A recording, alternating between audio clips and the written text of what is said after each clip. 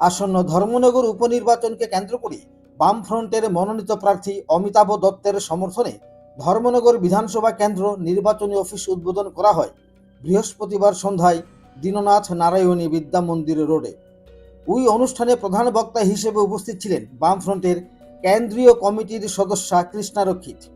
এছাড়াও উপস্থিত ছিলেন বামফ্রন্টের রাজ্য কমিটির সদস্য অমল চক্রবর্তী, মনোনীত প্রার্থী অমিতাভ দত্ত, সিপিএমের উত্তর ত্রিপুরা জেলার জেলা সম্পাদক অভিজিৎ দে, যুবরাজনগর বিধানসভার বিধায়ক শৈলেন্দ্র চন্দ্রনাথ, মহকুমা কমিটির সম্পাদক রতন রায় সহ অন্যান্য নেতৃবৃন্দগণ। নির্বাচন তো আমাদের বামপন্থীদের কাছে একটা রাজনৈতিক সর্বোচ্চ লড়াই। এই লড়াই আমরা নেমেছি, আমরা আশাবাদী এই লড়াই আমরা জয়ী হব। ইতিমধ্যে লক্ষ্য করছেন যে ধর্মনগরের মানুষ স্লোগান তুলেছে সন্ত্রাসের বিরুদ্ধে, আইনের শাসন প্রতিষ্ঠার দাবিতে বামপন্থী প্রার্থীকে জয়ী করা। এবং আমাদের বামপন্থী প্রার্থী উনি ধর্মনগরের মানুষের সাথে একাত্মভাবে সম্পৃক্ত, নতুন মানুষ না, আমাদের বিধায়ক ছিলেন এক সময়ের। এবং আমি তো দায়িত্ব নিয়ে বলতে পারি ধর্মনগরের উন্নয়নের যত ফলক আছে, যত চিহ্ন আছে, সব ফলক এবং চিহ্নের সাথে অমিতাভ দত্তের নাম একান্তভাবে যুক্ত। যত উন্নয়নমূলক কাজ আছে, রেলের লড়াই বলুন, আমাদের স্কুলের লড়াই বলুন, এই যে টাউন হল আজকে বিবেকানন্দ শতবর্ষ হল, এটা আমাদের লড়াইয়ের ফসল এবং যার নেতৃত্বে ছিলেন অমিতাভ দত্ত।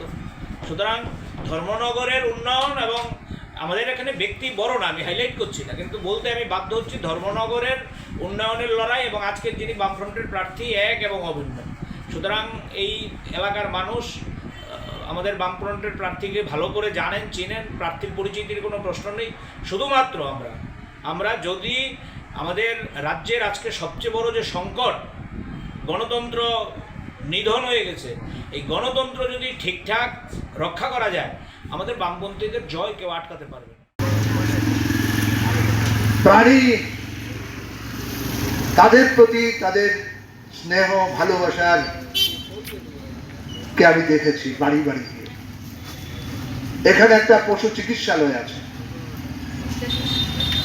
এই পশু চিকিৎসালয়ের আরো উন্নত পরিকাঠামো প্রয়োজন।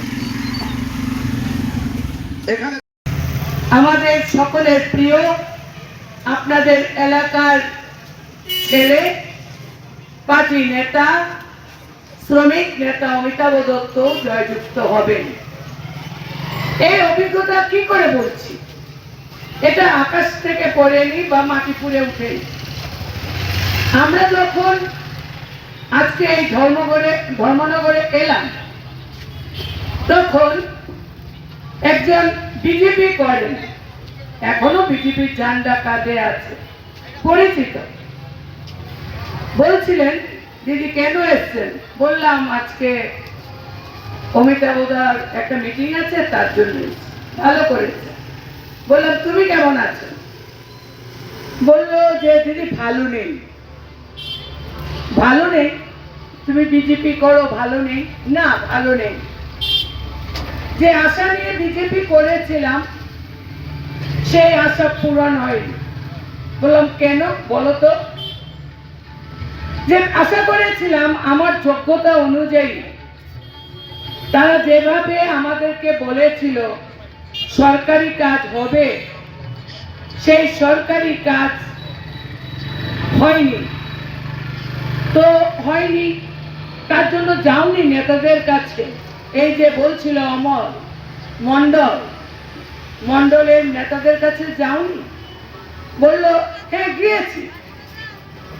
তো ওনারা কি বললেন যে না, সরকারি কাজ হবে না, পানের দোকান দাও। পানের দোকান না হলে পরে পুরি সবজি সিঙ্গারা বানানোর কাজ না।